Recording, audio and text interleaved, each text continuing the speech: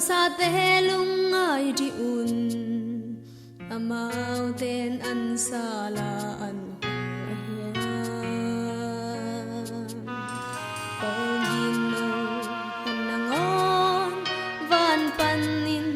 pasianin puksiin khazong kya sang nai ge jing chang in bang ka na dia jing chang in bang ka don dia ti na mai lam din gelin na lung mo ge u no de lung hi mo na sa